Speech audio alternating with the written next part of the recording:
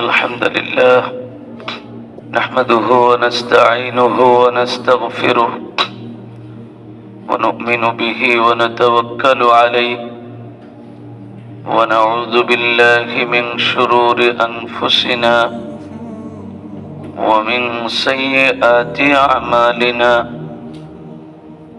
من يهده الله فلا مضل له ومن يضلل فلا هادي له وأشهد أن لا إله إلا الله وحده لا شريك له وأشهد أن سيدنا ومولانا محمدا عبده ورسوله صلى الله تعالى عليه وعلى آله وأصحابه وبارك وسلم تسليما كثيرا أما بعد فأعوذ بالله من الشيطان الرجيم بسم الله الرحمن الرحيم ألف لام ميم ذلك الكتاب لا ريب فيه هدى للمتقين الذين يؤمنون بالغيب ويقيمون الصلاة ومما رزقناهم ينفقون والذين يؤمنون بما أنزل إليك وما أنزل من قبلك وبالآخرة هم يوقنون أولئك على هدى من ربهم وأولئك هم المفلحون اللهم صل على محمد وعلى آل محمد كما صليت على إبراهيم وعلى آل إبراهيم إنك حميد مجيد اللهم بارك على محمد وعلى آل محمد كما باركت على إبراهيم وعلى آل إبراهيم إنك حميد مجيد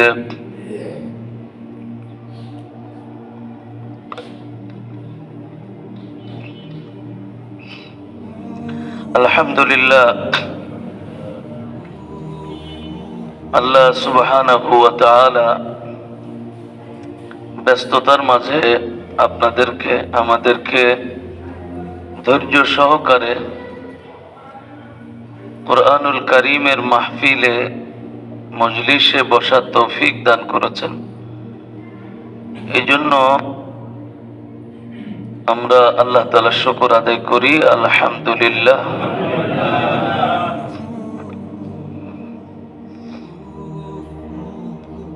কুরআন আল্লাহ তাআলার কিতাব, এটা আমরা সবাই জানি। আল্লাহর বাণী, আল্লাহর কালাম।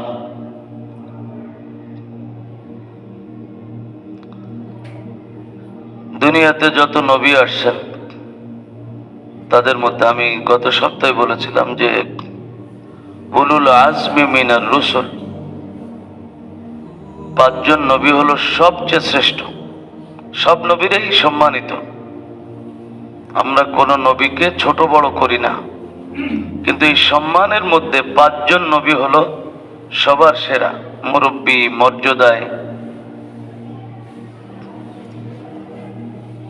4 জন নবীকে আল্লাহ তাআলা বড় কিতাব দিয়েছেন, তাওরাত, জবুর, ইনজিল, কোরআন। কোরআন শ্রেষ্ঠ, এই জন্য শ্রেষ্ঠ নবীর উপরে কোরআন নাজিল হয়েছে।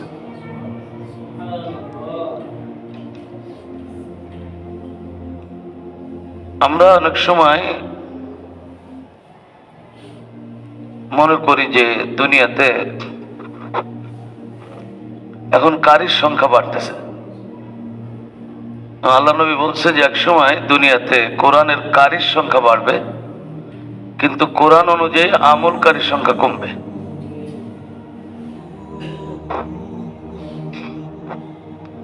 আরব দেশের যারা আলেম, বড় বড় আলেম এখনো যারা বেঁচে আছেন, আরবদের ভাষাই তো আরবিক। তারা এখন একজন আলেম আছেন সৌদি আরবের প্রধান আলেম, শেখ সালেহ আল ফৌজান, মুরব্বী আলেম, অনেক বড় আলেম। উনি বলেন যে কোরআনুল কারীমের মাখরাজ, একটা হলো মাখরাজ। দেখেন যে যারা কারি, আমাদের মুফতি তাকি উসমানী দামাত বারাকাতুহু সারা পৃথিবীর একজন শ্রেষ্ঠ আলেম। উনি বলেন দেখেন কিছু ওয়াজিব আছে তেলাওয়াতের ওয়াজিব, এটা কিন্তু নামাজের ওয়াজিব না। নামাজের যেরকম ওয়াজিব গুন্না, ওয়াজিব এটা মাখরাজের ওয়াজিব। কিন্তু কারো যদি নামাজের মধ্যে গুন্না, ওয়াজিব গুন্না পরিমাণ গুন্না না করে, নামাজ নষ্ট হবে না।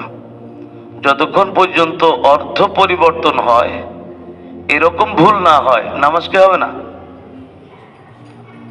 তো কথা হলো যে কোরআনে কারীমের মাখরাজের উপরেও মেহনত করা, এটাও কোরআনের একটা পার্ট। কিন্তু কোরআন নাজিলই হয়েছে যে গরম না, কোরআন নাজিলই হয়েছে। আজকে জুমার সময় একটু চাপ লাগছে, তো এই জন্য মাঝে মাঝে একটু গরম পানি দিলে সমস্যা নেই তো। কোরআন নাজিলই হয়েছে, আল্লাহ বলেন লিয়ুনযিরা মান কানা হাইয়া, জীবিত মানুষের জন্য। কার জন্য? জীবিত মানুষকে যেন সতর্ক করা যায়, কোরআন থেকে সতর্কতা অবলম্বন করতে পারে।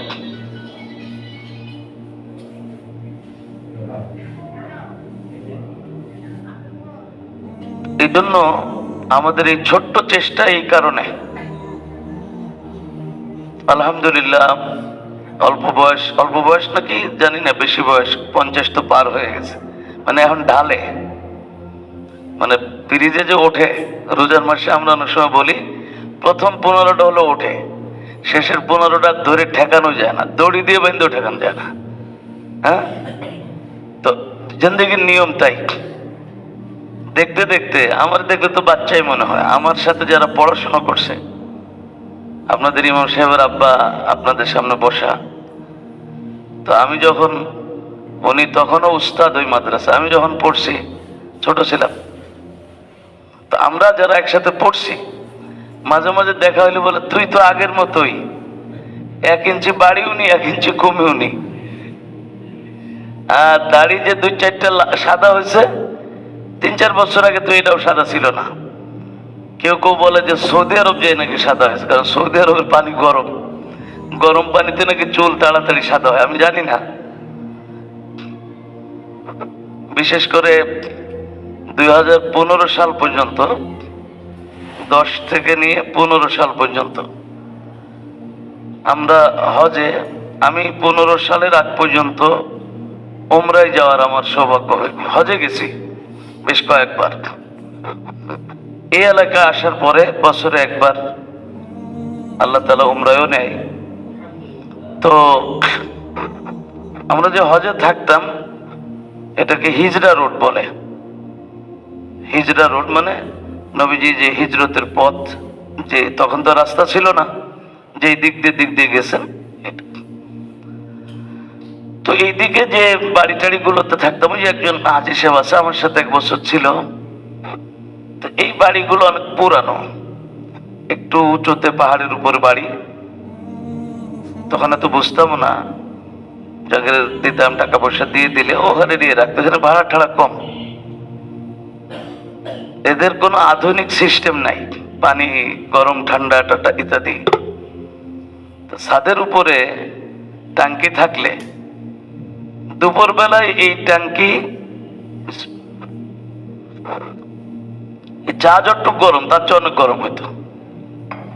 চা মনে হয় ইমাম সাহেব পাঠাইছে, তো এটুকু আস্তে আস্তে যতটুকু ঠান্ডা হয়েছে এর চেয়ে অনেক গরম হইতো।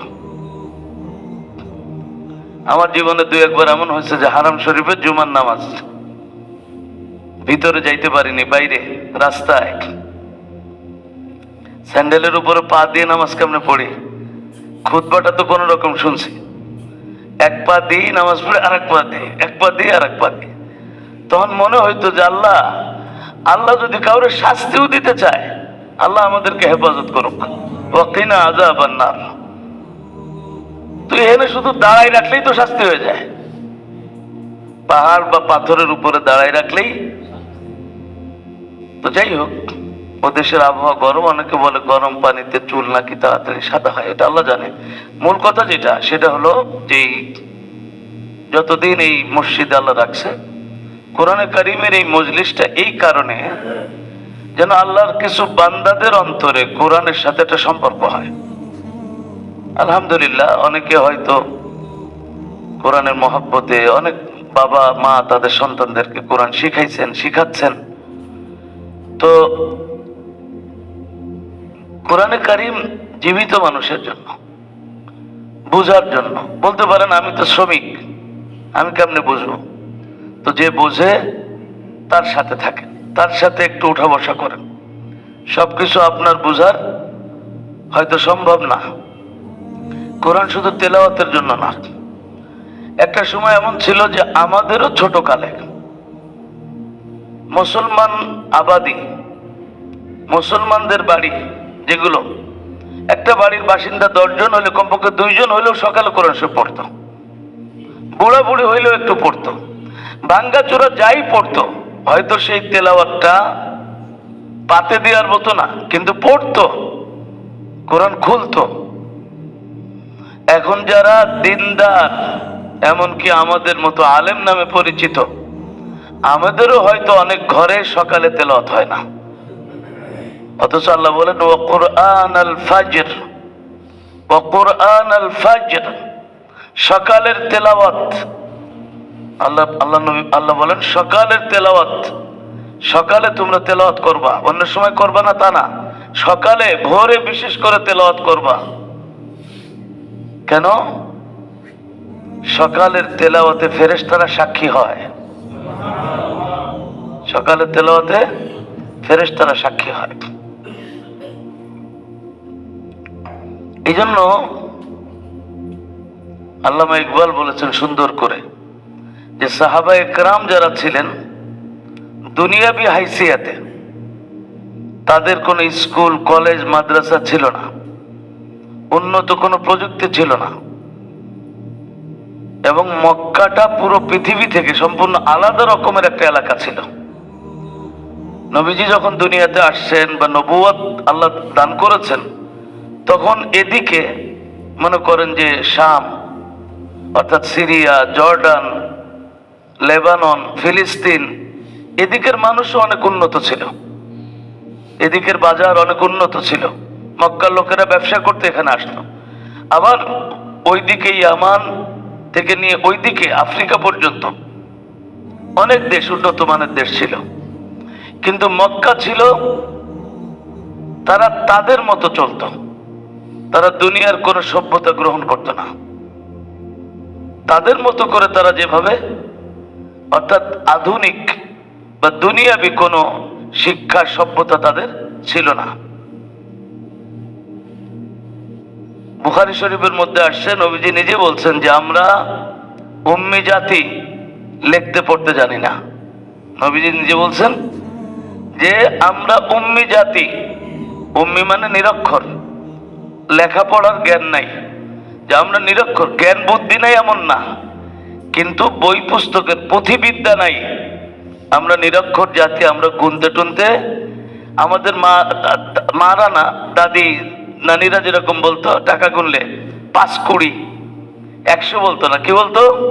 5 20। আরবের লোকেরা এরকম বলতো, ওরা দিন তারিখও ঠিক রাখতে পারতো না, কোন ঘটনা কবে ঘটছে, যে বছর ওই যে হস্তি বাহিনীর ঘটনা ঘটছিল বা ওই ঘটনার পরের মাসে, তারিখও তারা লিখতো না। তারিখও তারা, এই জন্য অনেকে বলে যে নবীজির এত বড় একজন মানুষ, উনি কবে দুনিয়াতে আসছে তারিখটা ঠিক নাই কেন? দুইটা কারণে ঠিক নাই। এক হলো আরবদের তারিখ গণনা করার কোনো কি বলে যে নিয়মই ছিল না। দুই নম্বর হলো নবীজির জন্মের তারিখের সাথে ইবাদতের কোনো সম্পর্ক নেই। এই দুই কারণে নবীজির তারিখ, যদি নবীজির তারিখের সাথে ইবাদতের সম্পর্ক থাকতো তো আল্লাহ তার এত বড় কোরআন শরীফে একটুখানি জায়গা দিতেন যে আমার নবী অমুক তারিখে জন্ম নিয়েছে। যেরকম কোরআনের ব্যাপার আল্লাহ বলে দিয়েছেন শাহরু রমাদান আল্লাযী উনজিলা ফীহিল কুরআন, রমজান মাস, এই মাসে কোরআন নাজিল হয়েছে। আর কোন আলেমের বাপেরও ক্ষমতা নাই কোরআন কোন মাসে নাজিল হয়েছে এটা নিয়ে মতভেদ করার, তাই না? আলেমরা মতভেদ কোথায় করে? গাজরে করে, যেখানে মতভেদ করার একটু সুযোগ থাকে। এরপরে আল্লাহ আরো নির্দিষ্ট করে দিয়েছেন ইন্না আনজালনাহু ফি লাইলাতিল কদর, আমি এটা কদরের রাতে নাজিল করছি। তো মুহতারাম হাজিরিন, যে কথা বলতেছিলাম যে আল্লাহ তাআলার কাছে এই নিয়ামতের সৌভাগ্য, যে কোনো নিয়ামতের আল্লাহ একটুখানি দিলে তার শুকর আদায় করা উচিত। আমার আপনার কাছে মনে হলো যে এই তো 10 মিনিট বসছি, ওখানে বসতাম না, নিয়ামতকে নিয়ামত মনে করা উচিত। আপনি কতটুকু দামি, আপনার আল্লাহর কাছে কি মর্যাদা এটা আল্লাহ জানেন, আমি কতটুকু এটা আল্লাহ জানেন। কিন্তু এটা সত্য যে আল্লাহ আমাকে দুনিয়ার অনেক মানুষ যাদের হাতে সময় ছিল তারা এই মুহূর্তে এখানেই হোক বা যেখানেই হোক কিছু দিনই কাজে অংশগ্রহণ করতে পারত, কিন্তু তারা করেনি। আল্লাহ আমাকে করার তৌফিক দান করেছেন, এই জন্যই শুকর আদায় করা উচিত। আলহামদুলিল্লাহ। আমি প্রায় সময় বলি, কারণ গ্রামের মানুষ, আমাদের গ্রামে মা বা তারা আমাদের কোরআন শরীফ, এখন তো মসজিদগুলোতে কোরআন শরীফ থাকে, এর উপরে কোনো কভার নাই। কিছু হইলেই কোনো আলেম বা জানা লোকেরও জিজ্ঞেস করে না, হইলেই একটা মান্যত করে ফেলে, কয় মসজিদে কোরআন শরীফ দেবো। হ্যাঁ, আমাদের এক উস্তাদ, তো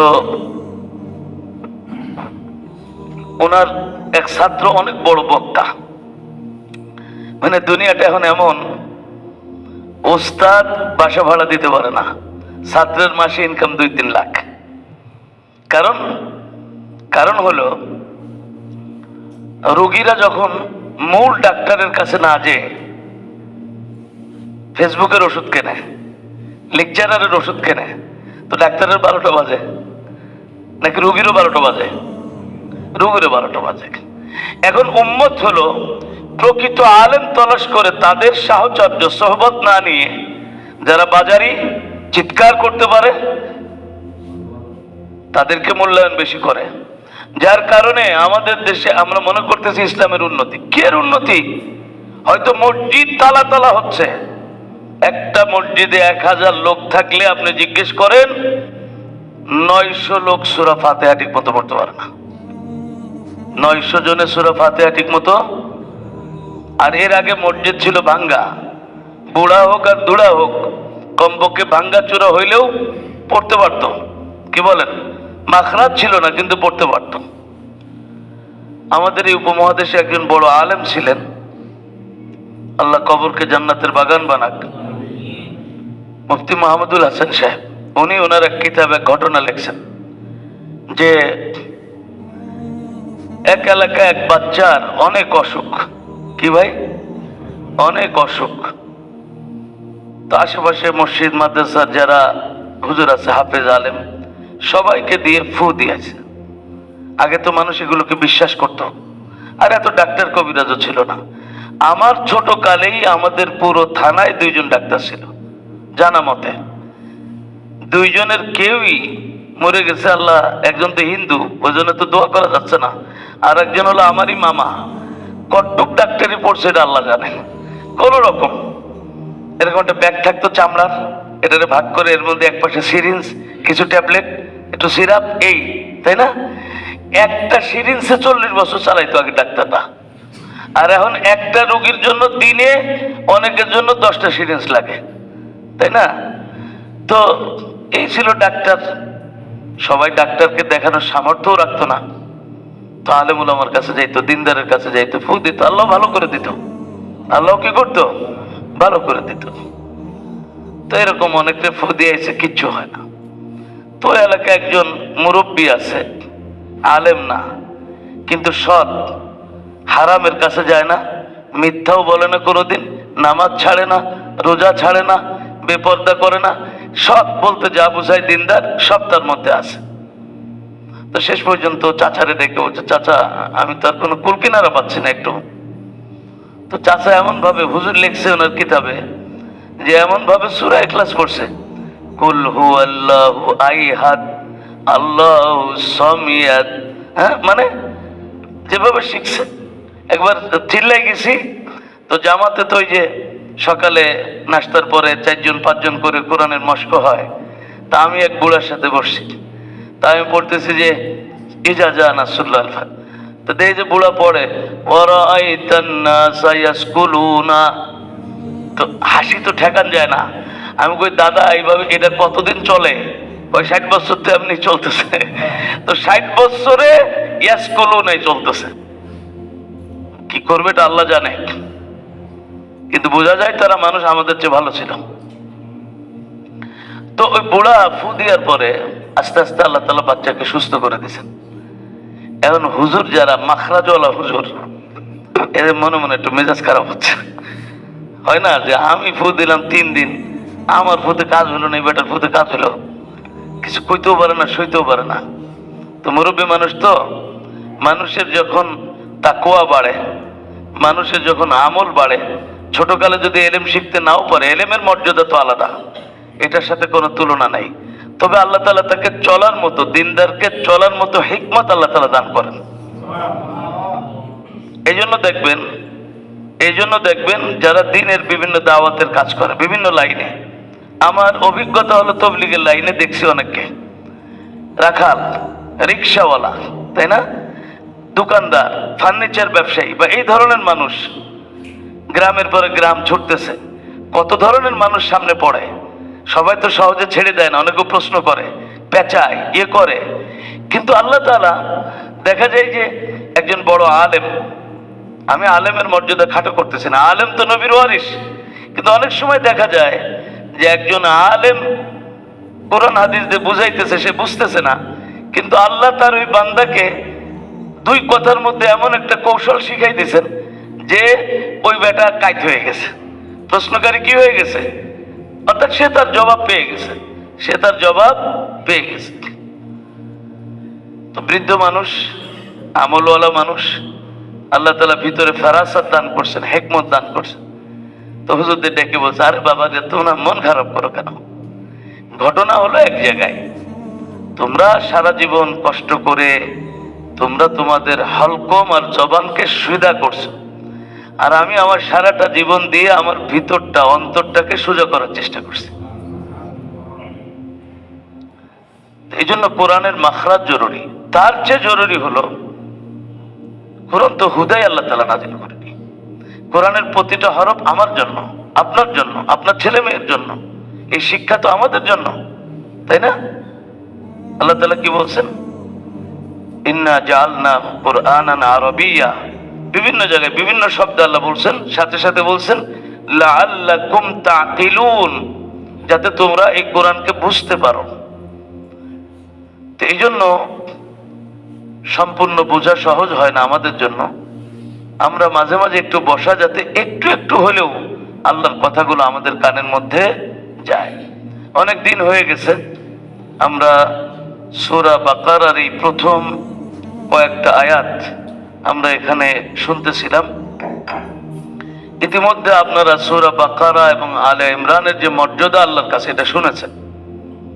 পুরো কোরআনের মধ্যে সূরা বাকারা সবচেয়ে বড়, এবং ইসমে আজম এর মধ্যে, আয়াতুল কুরসি এর মধ্যে, এবং সূরা বাকারার শেষের 2টা আয়াত এমন, নবীজি একদিন বসা, জিব্রাইল পাশে বসা, হঠাৎ করে মনে হলো উপরে কি ঠাস করে আওয়াজ হয়েছে।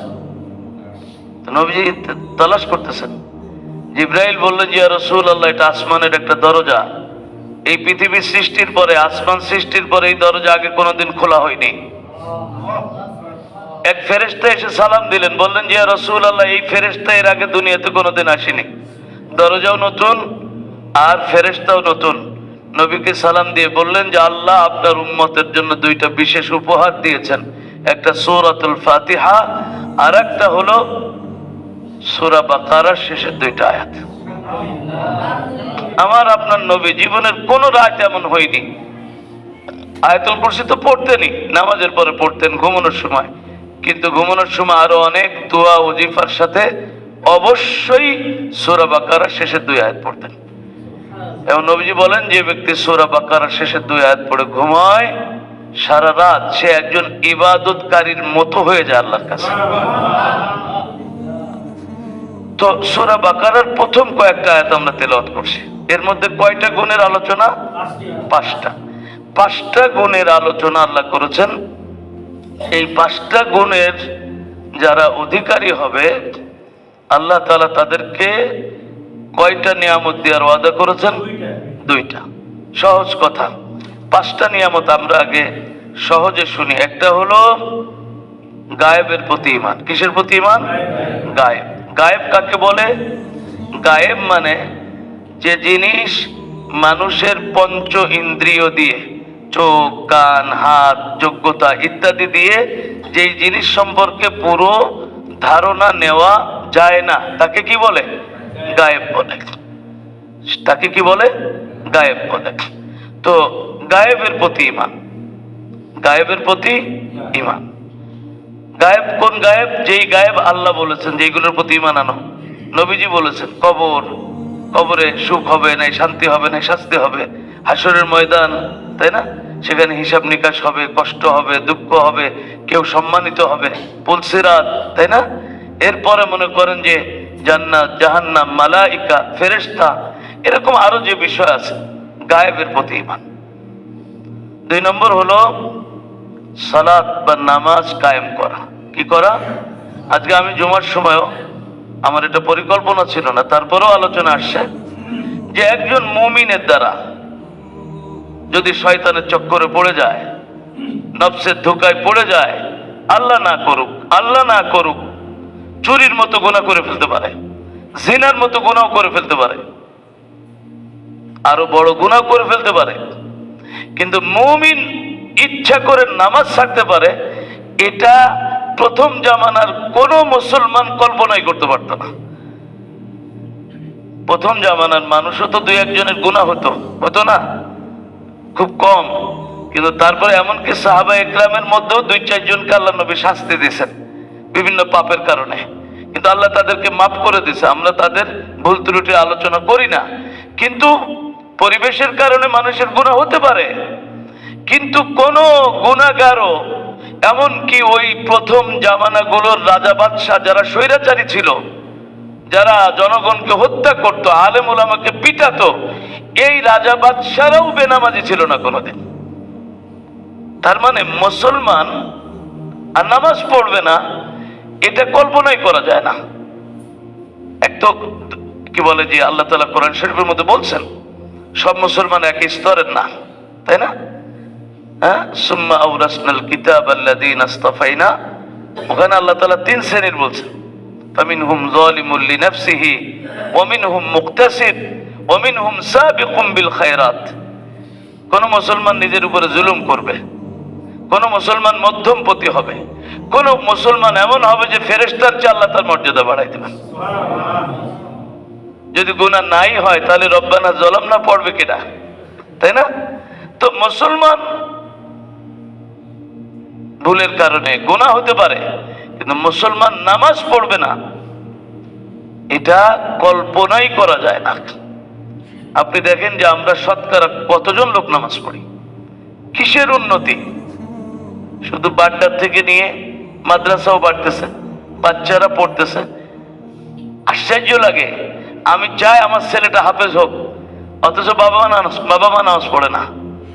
এরপরে দোষ দেয়, হুজুর আমার পোলা তো ঠিক মতো পড়তেছে না, 2 বছর পড়লো এখন তার ওইদিকে যায় না। কোরআনে কারীম, কোরআন আল্লাহর কিতাব, এটা সব জায়গায় সব ঘরে থাকবে? সব ঘরে থাকা সম্ভব? হ্যাঁ, তো অস্থির হয়ে যাবে বাইরে হওয়ার জন্য। এই জন্য 2 নম্বর গুণ হলো নামাজ কায়েম করা। 2 নম্বর কি গুণ? শরিয়াতের মাসালা হলো আপনি এখনো আল্লাহ আপনারে বুঝ দিছে, আপনি রুকু জানেন না, সেজদা জানেন না, সূরা জানেন না, কিরাত জানেন না, তাসবিহ জানেন না, তাহলিল জানেন না। রুকু সেজদার কি বলে যে ধরন হইলেও আপনি করতে থাকেন, শিখার জন্য অপেক্ষা করা যাবে না। এমনকি উলামায়ে ইকরাম বলেছেন কোন মানুষ এমন স্থানে গেছে যেখানে পানিও নাই মাটিও নাই, কি নাই ভাই? পানিও নাই মাটিও নাই, ওযু করার ব্যবস্থা নাই, তায়াম্মুম করার ব্যবস্থা নাই, শরীর নাপাক। তখন উলামায়ে ইকরাম বলেন যে তাশাব্বুহ বিল মুসাল্লি, তুমি অক্ত হয়ে গেলে নামাজের মতো করবা, মনে নামাজের নিয়ত থাকবে না কারণ তুমি অপবিত্র, কিন্তু ওই ওয়াক্তে তুমি আল্লাহর কাছে হাজিরা দিবা যে আল্লাহ এই ওয়াক্তে তোমার একটা আজান ছিল, আমি আজানে শরীক হয়েছি, তোমার ডাকে সাড়া দিছি। নামাজ এমন এক জরুরি ইবাদত। অনেক সময় আমরা নামাজ, বিশেষ করে যারা কাজের মানুষ, নামাজ বাড়াই ফেলে অনেক সময় পারি না। আমার প্রথম দায়িত্ব হলো আমার যেন 5 ওয়াক্ত ফরজ নামাজ না ছোটে, এরপরে ধারাবাহিকভাবে সুন্নতের পাবন্দি হবে, নফলের উন্নতি হবে, তাই না? ফরজ নামাজ যেন না ছোটে। হাদিস শরীফের মধ্যে আসছে যে আল আম্বিয়াউ আহিয়াউন ফি কুবুরিহিম ইউসাল্লুন, দুনিয়ার সমস্ত নবীর ব্যাপারে সহিহ হাদিসে আসছে নবীরা কবরে জীবিত, নামাজ পড়ে। আরো তো অনেক ইবাদত আছে, আরো তো অনেক ইবাদত আছে, কিন্তু নবীরা কবরে কোন ইবাদতটা করে? নামাজ। নবীজির ইন্তেকালের পরে আর দাঁড়ানোর ক্ষমতা নেই, চলে যাবেন দুনিয়া থেকে। মুসলমানরা সারিবদ্ধ হয়ে দাঁড়াইছে, আবু বকর ইমাম পর্দাটা সরাই দিয়ে তাকায়, নবীজি হেসে দিয়েছে যে আমার উম্মত যতদিন মসজিদের কাতারগুলোকে ঠিক রাখবে আর এভাবে ইমাম মেনে নামাজ পড়বে, আমার উম্মতকে কেউ কিছু করতে পারবে না। হ্যাঁ, আমাদের ত্রুটি কোথায়? আমরা তালাশ করে করে নামাজিদের দোষগুলো খুঁজি। ও নামাজ পড়ে তারপরও তো এই কাজ করে, ওই হুজুর মানুষ তারপরও তো দোষ করে। মানে এই দোষটা কি হুজুর ছাড়া আর কেউ করে না? এই গুনাহটা কি হুজুর ছাড়া আর কেউ করে না? এটা হলো এটাও এক ধরনের অসুস্থতা, যে যে মানুষটা একটু ভালো হইতে চাচ্ছে তার দোষগুলো বাইর করে করে আরো তারে ল্যাং মারা। কি বলেন, বুঝে আসছে না? তাহলে 2 নম্বর, 1 নম্বর গুণ হলো গায়েবের প্রতি ঈমান, 2 নম্বর হলো সালাত কায়েম করা। কায়েম বলা হয় কামাতিস সুক, আরবিতে বলা হয় বাজার কায়েম আছে, মানে বাজার সচল আছে। কখন বলা হয়? হরতালের দিন বলা হয় না, যেদিন বাজারের অধিকাংশ, মার্কেটের অধিকাংশ দোকান খোলা থাকে। তো নামাজ কায়েম বলা হবে তখন যখন সমাজের অধিকাংশ লোক নামাজ পড়বে। সমাজের অধিকাংশ লোক কি করবে? নামাজ পড়বে। তো 2 নম্বর হলো নামাজ কায়েম করা। ওমিম্মা রাযাকনাহুম ইউনফিকুন, 3 নম্বর হলো আল্লাহর পথে ব্যয় করা, বিশেষ করে যাকাত, ফরজ যে হক আছে যাকাত দেওয়া। 4 নম্বর ওয়াল্লাযীনা ইউমিনুনা বিমা উনজিলা ইলাইকা ওয়া মা উনজিলা মিন ক্বাবলিক। 4 নম্বর আমাদের দায়িত্ব হলো আমাদের নবীর উপরে যা নাজিল হয়েছে সেটা বিশ্বাস করা, সেই অনুযায়ী আমল করা। আমাদের নবীর আগে বিভিন্ন নবী আসছেন এবং তাদের যে কিতাব ছিল সেগুলোকেও আসমানি কিতাব হিসেবে শ্রদ্ধা করা, বিশ্বাস করা, নবীকে, সেই নবীদেরকে সম্মান করা, কিন্তু মান্য করা হবে, অনুসরণ করতে হবে শুধুমাত্র আমার আপনার নবীকে এবং কোরআনকে। তো 4 নম্বরও কি দাঁড়ালো? যে কোরআনের প্রতিও বিশ্বাস করা, পূর্বের কিতাবগুলোকেও আসমানি কিতাব হিসেবে বিশ্বাস করা। আর 5 নম্বর হলো ওয়াবিল আখিরাতি হুম ইউকিনুন। দেখেন মজার জিনিস, দেখেন প্রথম 4টার ব্যাপারে আল্লাহ বলছেন ইউমিনুন, প্রথম 4টার ব্যাপারে আল্লাহ কি বলছেন? এগুলোর প্রতি বিশ্বাস করা। ঈমান মানে বিশ্বাস, ঈমান মানে বিশ্বাস। আর ইউকিনুন এটার অর্থ হলো যে এমন বিশ্বাস, এটা হাত উঠতে পারলেও ভাঙবে না, হাত উঠতে পারলেও ভাঙ্গে না। ইয়াকিন, যেটাকে কি বলা হয়? ইয়াকিন মানে নিশ্চিত বিশ্বাস। এটার উল্টাও যদি কেউ দেখায় তাও পরিবর্তন। আখিরাতের উপরে বিশ্বাস। সারা পৃথিবীতে এই মুসলিম উম্মাহ, মুসলিম জাতি, মুহাম্মদুর রাসূলুল্লাহ সাল্লাল্লাহু আলাইহি সাল্লাম এবং খোলাফায়ে রাশেদিন, যেই জাতি, যেই নমুনা পৃথিবীতে দেখাই গেছে। দুনিয়ার বিভিন্ন লাইনে অনেক উন্নতি আছে, কিন্তু মানুষ হিসেবে মানবতার দিক বলেন, উত্তম আদর্শের দিক বলেন, তাকওয়ার দিক বলেন, এই মানবিক গুণাবলী সম্পন্ন জাতি আমার নবী এবং 4 খলিফা, এই জামানার মানুষগুলোর চেয়ে উন্নত মানুষ পৃথিবীর কোন জাতি আজকে দেখাতে, হয়তো উন্নত প্রযুক্তি তারা তৈরি করেছে, রাস্তাঘাট, দোকানপাট, বিল্ডিং অনেক উন্নত, কিন্তু মানুষ হিসেবে এই উলামা একরাম বলেন যে মুসলমানগণ ভালো মানুষ হওয়ার পিছনে যত কিছু ভূমিকা রাখছে, এর মধ্যে একটা বড় ভূমিকা হলো প্রত্যেকটা মুমিন মৃত্যুর পরের জীবনটাকে বিশ্বাস করে। মনে করেন যে আমি বা আপনি একজন মানুষ, কোরআন আমার সামনে আছে, হাদিস আছে, কিন্তু কোন মানুষের যদি মৃত্যুর পরের জীবন নিয়ে কোনো সন্দেহ থাকে, তাকে অন্যায় থেকে দুনিয়ার কোনো আইন কানুন বাঁচাইতে পারবে?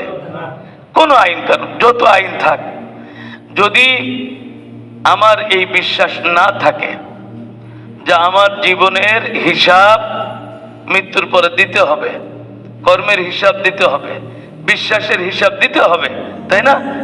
এমনকি আমি গোপনে কি করি, প্রকাশ্যে কি করি, সবকিছুর হিসাব দিতে হবে। এই বিশ্বাস যদি কারোর অন্তরে ঢুকে না যায়, তাহলে শুধু পুলিশ, বিডিআর, আর্মি দিয়ে, শুধু আইন কানুন দিয়ে কোনো মানুষকে অন্যায় থেকে বাঁচানো যাবে? কেমনে বাঁচাবে? আমি নামাজ পড়াবো বিনা ওযুতে, কারণ আমার টেহা দরকার, আমার ইমামতি টিকানো দরকার, আমার ওই বিশ্বাস নাই যে এই নামাজের হিসাব দিতে হবে, তা আমি বিনা ওযুতে নামাজ পড়লে সমস্যা আছে? সমস্যা আছে? কারণ দুনিয়ার কোনো আইন তো নেই এখন, এমনকি ইউরোপ আমেরিকার উন্নত দেশের প্রযুক্তিগুলো মানুষ তার ঘরে কি করতেছে সবকিছু কি দেখতে পারে?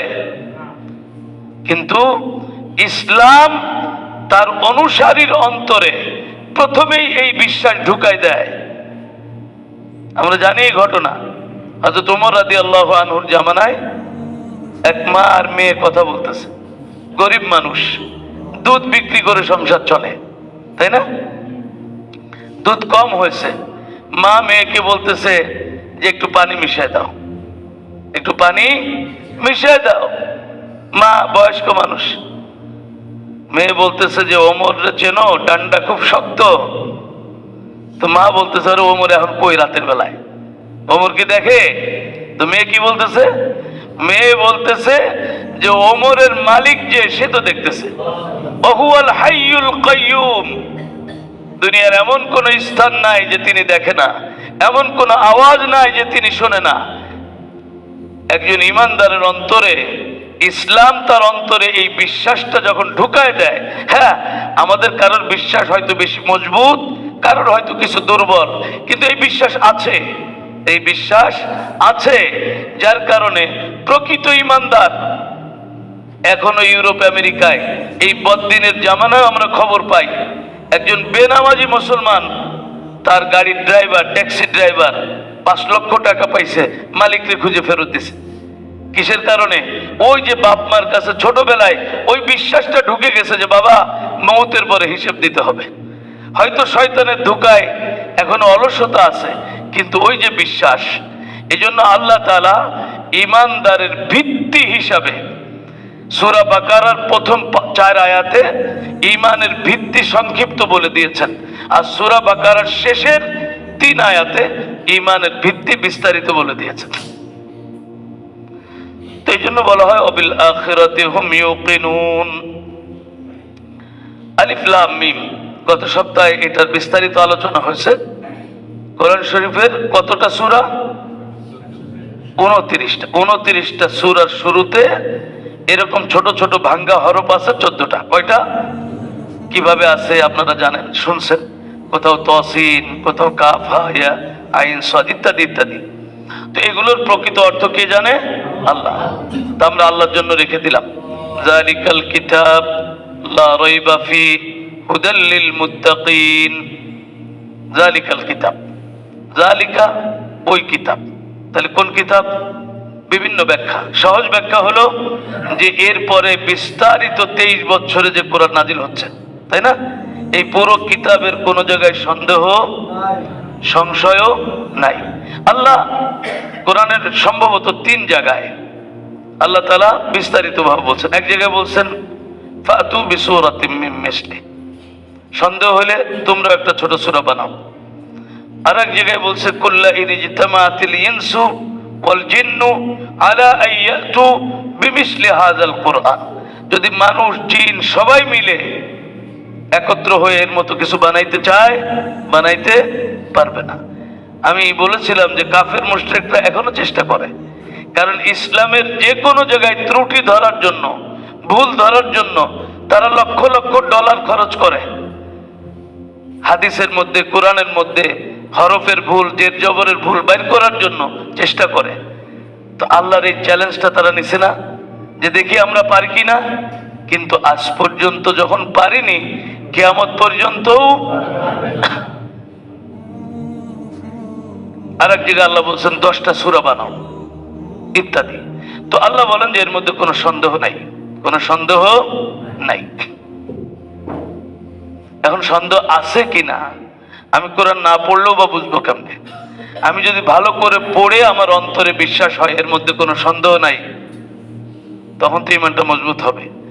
আমি বলতেছি যে ভাই এটার মধ্যে কোনো সন্দেহ নাই, কিন্তু এটাটা কি এটাই জানি না। হ্যাঁ, আমি বলি যে ভাই এই দুধের মধ্যে কোনো ভেজালই নাই, কিন্তু দুধ যে আছে এটাও আমি জানি না।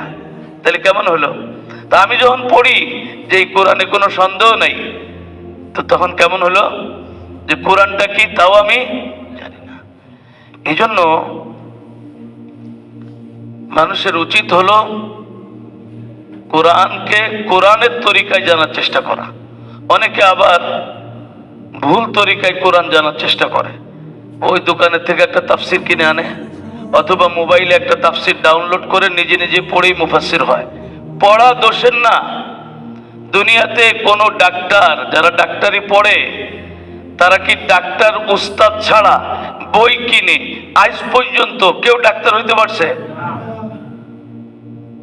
মানুষের শরীরের যে রোগের চিকিৎসা করবে যারা, তারা যদি বই পড়ে, মনে করেন আগে তো ইন্টারমিডিয়েট পর্যন্ত পড়ছে বা MA পর্যন্ত পড়ছে, তো এত লেখাপড়ার পরেও যদি বই পড়ে ডাক্তারের সঙ্গ পরামর্শ ছাড়া, ডাক্তারের পাশে ক্লাস করা ছাড়া, নিয়মিত ডাক্তারের কাছে কি বলে যে আস্তে আস্তে শিখা ছাড়া শরীরের ডাক্তার না হওয়া যায়।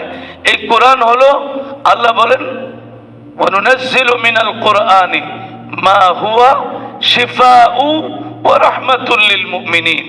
এই কোরআন হলো মানুষের অন্তরের রোগের, মানুষের শরীরের রোগেরও চিকিৎসা।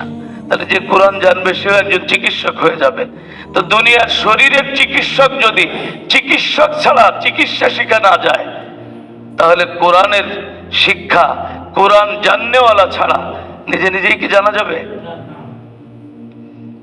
আজকে দুনিয়াতে ইসলামের নামে, ধর্মের নামে যত বিভেদ, বিশৃঙ্খলা, সেটা হলো শুধু বই পড়ে পড়ে পণ্ডিত হওয়ার কারণে।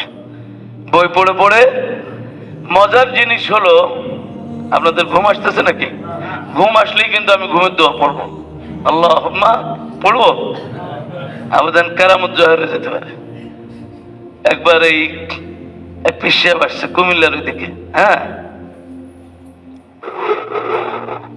কারামত আলী জনপুরি। কারামত আলী এরা ইন্ডিয়ান। কারামত আলী জনপুরের রহমতুল্লাহ আলাইহি বড় আলেম ছিলেন। ওনাদের সিলসিলায় কিছু বিদআত টিদাত আছে, সেটা কারণও ছিল, কারণ ওনারা দাওয়াতের কাজ করছেন হিন্দুদের মাহলে, এই জন্য কিছু আছে। ওনার নিজের কিতাবও আছে, এগুলো উনি পরিষ্কার করে দিয়েছেন। হ্যাঁ, পরবর্তীতে এই সিলসিলার মধ্যে আবার অনেক উলট পালটও অনেকে ঢুকাইছে। যাই হোক, কারামত আলী জনপুরি রহমতুল্লাহ আলাইহির সাথে ভারতের হকপন্থী উলামা ইকরামেরও সম্পর্ক ছিল ভালো। বাংলাদেশে ওনার অনেক এলাকায়, বিশেষ করে বরিশাল টরিশাল ওই এলাকা, কুমিল্লা চাঁদপুর এই এলাকা, তো ওখানে আসছে। আসার পরে শোনে যে নামই তো কারামত আলী, নামই কি কারামত আলী। তো যুবক ছেলে পেলে ফাইজলামি শুরু করছে, হুজুরের কারামতিটা এবার পরীক্ষা করবো, হুজুর কেমন কারামতি দেখায়। পোলাপানে কি করছে, মুরব্বীদের কাছে শুনছে, আলেমদের মুখে শুনছে, পোলাপানে একজন রে মুদ্রা সাজায়, এরপরে কাপড়ের কাপড় টাপড় পেঁচায় এক জায়গায় এনে খবর দিয়েছে হুজুরে, হুজুর ওই এলাকায় আছে যে হুজুর একজন মারা গেছে, আপনি একটু জানাজা পড়ে দেন। তো হুজুর আসছে জানাজায়, লোকজন কিছু আসছে, যারা জানে তারা তো মিসমিস হাসতেছে, যারা না জানে তারা মনে করছে জানাজা দাঁড়াইছে। হুজুর নামাজ পড়াই দিয়েছে, নামাজ পড়াই দিয়ে হুজুর মিসমিস করে হাসতেছে। পোলাপান তো এখন হাসবে, হাসার আগে তো মূল খেলাটা দেখাইতে হবে। তো যে পোলাপান ওই লোকের লাশের মাথা খুলে দেখাবে যে জিন্দা লাফ মারবে হুজুরের কেরামতি, তো দেখে যে জানাজার পরে ও জানাজা লাশ হয়ে গেছে। কি হয়ে গেছে? লাশ হয়ে গেছে। এই জন্য আল্লাহ তাআলা তার অনেক ওলিদেরকে, এমনকি ওলিদের যদি কিছু ভুল ত্রুটিও থাকে কিন্তু মূল যদি ঠিক থাকে, তো চূড়ান্ত সময় যখন ওলিদের সামনে মান সম্মানের প্রশ্ন আসে, আল্লাহ তাআলা বলেন যে আমার কাছে কসম করে আমার ওলি কিছু বললে কসম হে পূরণ করতে না পারলে আমি আল্লাহ পূরণ করে দিই, আমি পূরণ করে দিই।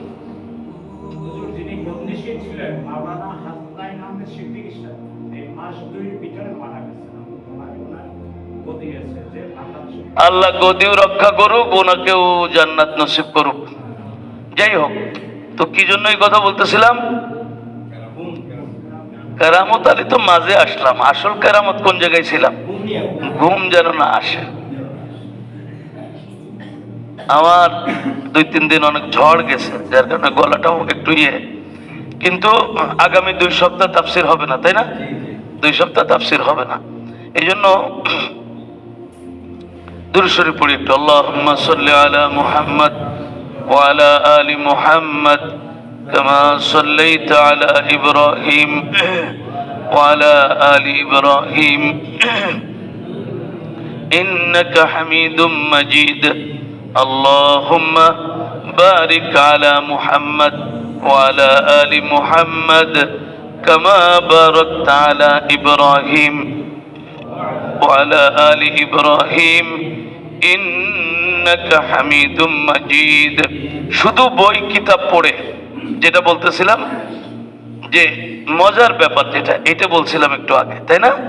মজার ব্যাপার হলো একজন আলেম মনে করেন 10 বছর কষ্ট করে একটা আরবি কিতাবের অনুবাদ করছে, এরপরে ওই কিতাব অনুবাদ কিতাব যে পড়ছে সে ওই হুজুরের উপর মাতবারি করে, হুজুর আপনি কি বোঝেন?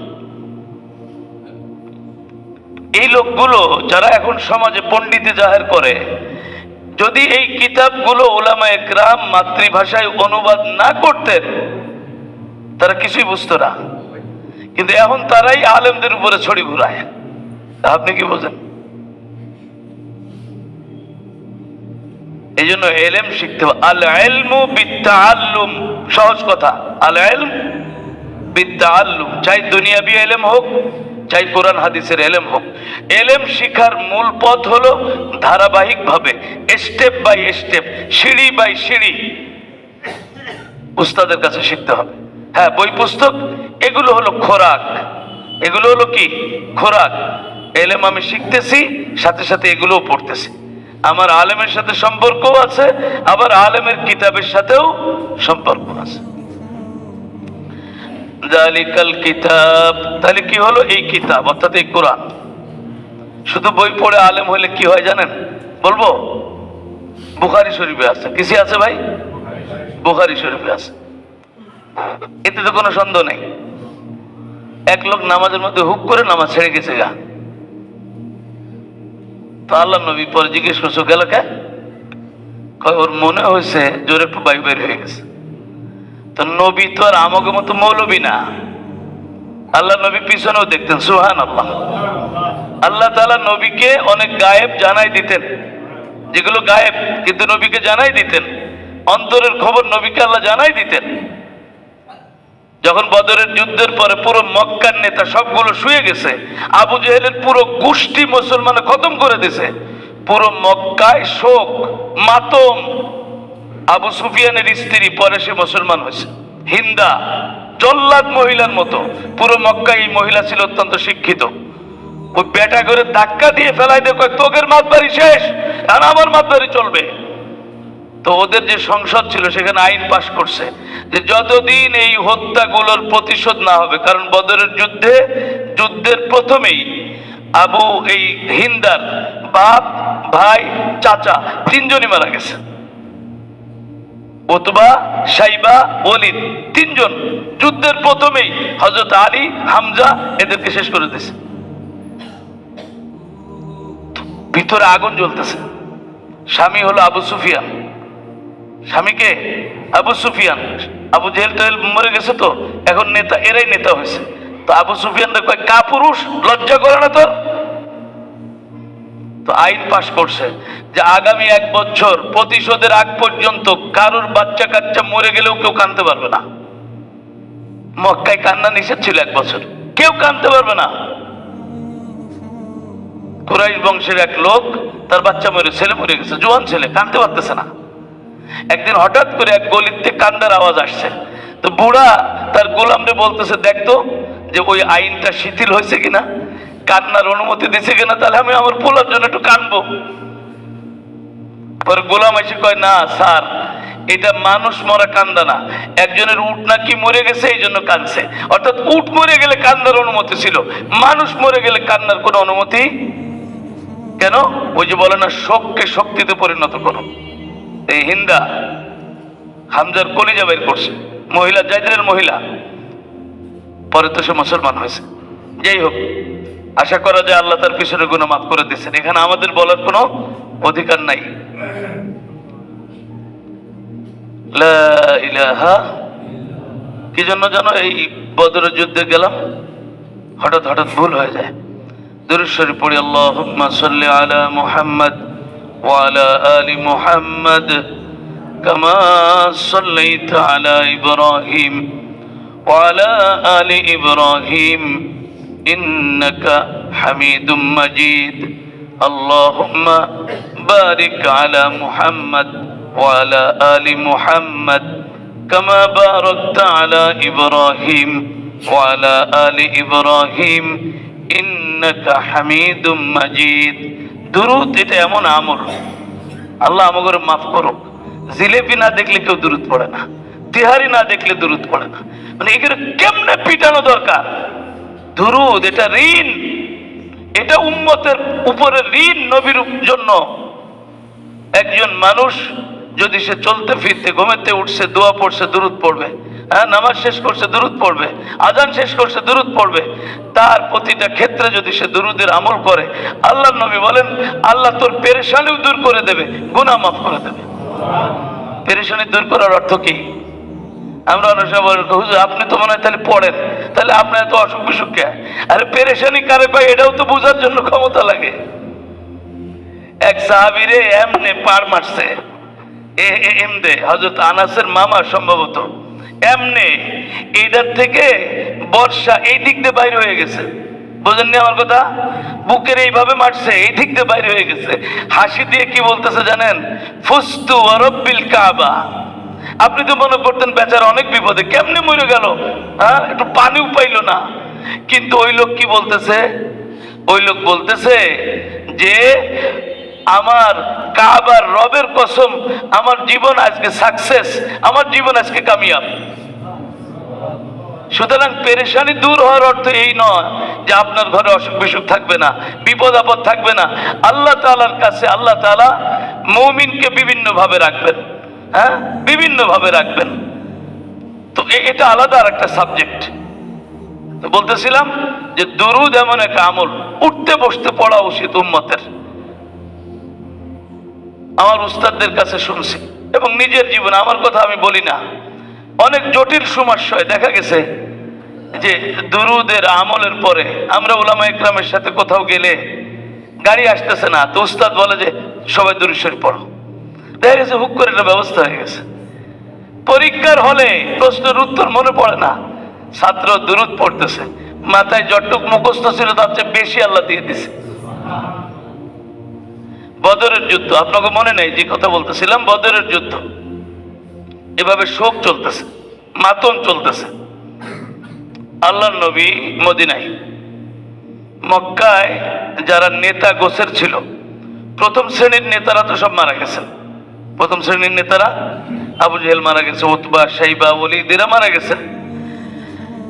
ওলীদ যে ওলীদের এবং আবুল আহাব এই দুইজন আল্লাহ নবীকে বেশি কষ্ট দিয়েছে। ওলীদ হলো আবু জেহেলের চাচাতো ভাই। আবু জেহেলের কি চাচাতো ভাই? খালেদ ইবনে ওলীদ। ওলীদ হলো মানে ওলীদের বাপের নামও হিশাম, আর আবু জেহেলের বাবার নাম কি? হিশাম। আমর ইবনে হিশাম। আমর ইবনে কি? হিশাম। তো ওলীদের চাচা হলো আবু জেহেল, মানে এরা হলো ওলীদ ইবনে হিশাম ইবনে মুগীরা। ওলীদ ইবনে হিশাম ইবনে মুগীরা একই বংশের, বাপ চাচা। তো আবু জেহেল মারা গেছে। ওলীদ এমন সময় থাকে না। আসলে আপনাদেরকে বলছিলাম যে ওলীদ খালেদের বাপ। আবু জেহেল যদিও নেতা ছিল, কিন্তু ওলীদকে সামনে রাখতো বংশের মুরব্বী হিসাবে। তো যখন মোহাম্মদুর রাসূলুল্লাহর নামে একটা মিথ্যা অপবাদ দেবে যে জাদুকর বা গণক বা ইত্যাদি, এটা নিয়ে মিটিং হচ্ছে, আমি আপনাদেরকে বলছি কোনো সময়। তো যতবারই ওলীদ তো তখন স্পিকার বলে আমরা তারা জাদুকর বলবো, ওলীদ কয় এটা জনগণ খাবে না, মোহাম্মদের কালামের সাথে জাদুর মিল নেই। আমরা গায়ক বলবো, কয় এটা মিলবে না। কয় আমরা গণক বলবো, মিলবে না। ওলীদ নিজে বলছে ইন্না লাহু লাহালাওয়া ওয়া ইন্না আলাইহি লাতালাওয়া ওয়া ইন্না আসলাহু লামুরিক ওয়া ইন্না ফারআহু লাজানাহ। ওলীদের এক ছেলে খালেদের এক ভাই গোপনে মুসলমান ছিল, তার নামও ওলীদ। মিটিংতে বাইরে হয়ে গেছে, তখন তো গোপনে মুসলমান হইতে হতো, বাড়ি যেয়ে গঞ্জাম শুরু হয়েছে। তো ওলীদ তখন আব্বারে বলতেছে, বাবা তুমি আজকে মুহাম্মাদের কোরআনের যে প্রশংসা করলে, আমার জানা মতে আজ পর্যন্ত মুহাম্মাদের কোন উম্মত এমন সুন্দর প্রশংসা করতে পারেনি। তার মানে ওলীদ জানতো এই কোরআন আসমানি কিতাব, মানেনি। ওর বদরের যুদ্ধ করে মরারও সৌভাগ্য হয়নি, মক্কাই মরছে। আর আবুল আহাব নবীর আপন চাচা, নবীকে সবচেয়ে বেশি কষ্ট দিয়েছে, মানসিক কষ্ট। দুই ছেলের সাথে নবীর দুই মেয়ের বিয়ে ছিল, তালাক দিয়েছে, অনেক কিছু করছে। এই বেটার মৌত এমন হয়েছে যে এর মৃত্যুর পরে কেউ এর লাশও ধরতে পারেনি, এমন পচন, লাত্তয়ে গর্তের মধ্যে ফেলে দিয়ে কি বলে চাপা দিয়ে রাখছে। তো বদরের যুদ্ধে বড় নেতা সব শেষ, এখন ছোটরা নেতা হয়েছে। এদের মধ্যে একজন নেতা হলো সাফওয়ান। কি নাম? বাবার নাম উমাইয়া। উমাইয়া ছিল বেলালের যে গোলাম, মনিব, যে বেলালকে কষ্ট দিত। উমাইয়াও বদরের যুদ্ধে শেষ। আল্লাহর কি মজা, আল্লাহর কি বলে কারিশমা। বদরের যুদ্ধে আরো কত সৈনিক ছিল, কিন্তু উমাইয়াকে শহীদ করছে বেলাল নিজ হাতে। মাপ চাইছে মারার আগে গোলামের কাছে মাপ চাইছে, তুই আমার জানটা ভিক্ষা দে। বেলাল কয়, জান তো অবশ্যই ভিক্ষা দিতাম, কোনো প্রতিশোধ নিতাম না, কিন্তু তুই বেঁচে থাকলে তো মুহাম্মাদের ক্ষতি হবে, সুতরাং মুহাম্মাদের ক্ষতি করে তোরে বাঁচায় রাখতে পারি না। তাদের শত্রুতাও ছিল আল্লাহ রসুলের জন্য, নিজের জন্য না। আল্লাহ আকবার। এরপরে সাফওয়ান বড় লোক ছিল, তার আলাদা কিছু সেনাবাহিনী ছিল, তার কিছু অস্ত্রের গোদামও ছিল। কারণ তখন তো বর্তমানের মতো সরকার ব্যবস্থা ছিল না। সমাজের বড় বড় লোকেরা, আমরাও আমাদেরও গ্রাম অঞ্চলে সমাজের সর্দার মাতবারদের ঘরের মধ্যে লাঠি থাকতো, তরবারি থাকতো, তীর থাকতো, মারামারি। আমিও তো একবার মারামারি করছি, কি বলেন? আমাদের এলাকায় একসময় দিন দিয়ে মারামারি হতো, যৌমক দিন মোল্লা গোষ্ঠী আর বিশ্বের গোষ্ঠী মারামারি হবে, কি বলেন? তো সাফওয়ানের এক বন্ধু ছিল, গরিব মানুষ, কিন্তু সব খরচ খরচা সে চালাতো। নাম হলো উমায়ের ইবনে ওয়াহাব। কি নাম? উমায়ের ইবনে ওয়াহাব। সাফওয়ানের সাথে সে একটা চুক্তি করছে যে আমার ছেলেটা বদরের যুদ্ধে বন্দী হয়েছে, এই ওসিলা করে আমি মক্কাতে মদিনায় যাব, যে আমি মুহাম্মদকে হত্যা করে দেশে ফিরব। সাফওয়ান বলতেছে যে তুই যদি এই কাজ করতে পারিস, পুরো মক্কা তো তোর মাথায় রাখবে, তোর 14 গোষ্ঠীর কোনোদিন জীবন সংসারের কোনো টেনশন করা। উমায়ের ইবনে ওয়াহাব মদিনায় চলে গেছে। এর আগে একটা ভালো ড্যাগারের মতো ছোট, দেখা যায় না, ছোট মাপের ছুরি বানাইছে। যারা ছুরি তরবারির কাজ করে তারা জানে এতে এক ধরনের বিষ খাওয়ায়। ছুরি তরবারিতে বিষাক্ত করার একটা সিস্টেম আছে। যদি এটা বিষাক্ত হয়ে যায় তাহলে শুধু রক্তে পৌঁছাই দিলে বেশি পচন লাগে না, ওই রক্ততে লাগলেই পচন শুরু হয়ে যায়, কোনো ওষুধে কি হয় না। তো এরকম একটা ছুরি বানাইছে। ছুরি বানানোর পরে আস্তে আস্তে মদিনায় গেছে। মদিনায় যাওয়ার পরে নবীজিকে কিছু সাহাবী পাহারা দিতেন, ওমর তাদের মধ্যে অন্যতম। হযরত ওমর উমায়েরকে দেখছে, দেখেই বলতেছে যে এটা একটা শয়তান, এর মতো দুষ্ট মক্কায় খুব কম আছে।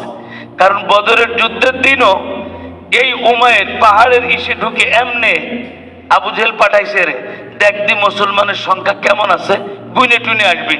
এই বেটা গুনে যে আবু জেহেলের কইছে যে এত লোক, খুব চালাক চতুর লোক। ওমর কয় একটা শয়তান, এর নিয়তের মধ্যে গলত আছে, এ এমনি আসে না। তো বলে এই উমায়ের কি জন্য আসছো? বলে আমার ছেলের ব্যাপারে আলোচনা করতে আসছি। তো হযরত ওমর বলে ছেলের ব্যাপারে আলোচনা করতে আসছো, ঠিক আছে, তোমার সাইডে আবার তরবারি কেন? তো দেখেন কত বড় বুজুর্গ এই কাফের, কেমনে উত্তর দেয়। কয় আমরা এত অস্ত্রপাতি আইনেও যদি বদরে তোমাদের কাছে পরাজিত হই, আমাদের অস্ত্রপাতিতে কোনো উপকার হয়েছে? কিছুই তো হয়নি, তো আমার একটা অস্ত্রে তোমাদের কি ক্ষতি হবে? সুন্দর ওয়াজ না? এরা দুইজন কথা বলতেছে, আল্লাহ নবী সাল্লাল্লাহু আলাইহি সাল্লাম ভিতরতে শুনছে। আল্লাহ নবী বলতেছেন যে ওমর ওকে ছেড়ে দাও, আসতে দাও। কিন্তু ওমর ছাড়তে মনে চাইতেছে না। ওমর ওর চেহারা দেখে বুঝছে যে এর মনের মধ্যে কুমতলব আছে। ওমর নবীজি হুকুম করছেন, ছেড়ে দিছে। বাকি সবাইরে বলছে ওর দিকে খেয়াল রাখবা। নবীজির ঘরে ঢুকছে, ঢুকে বসছে, খুব ভালো করে বসছে। আল্লাহ নবী যেন কিছুই বোঝে না, এমনি কথা কইছে। ছোট কাল থেকেই তো এরা চিনে, এও তো কুরাইশের পাশের লোক। বলে ওমায়ের কি ব্যাপার, কেমন আছো? কই আমাকে তো সব শেষ, আপনার লোকেরা মক্কায় কোনো লোক রাখছে, সব তো কুপাই শেষ করে দিছে। তুমি কেন আসছো? বলে আমার ছেলের ব্যাপারে কথা বলতে আসছি। আল্লাহ নবী বলছে ঠিক আছে, তোমার ছেলে বন্দি, কথা বলতে আসছো না? তো তুমি আমাকে একটু বলো তো, মক্কায় কাবা ঘর থেকে এত দূরে অমুক জায়গায় তুমি আর সাফওয়ান একাকি বসে কি পরামর্শ করছিলে?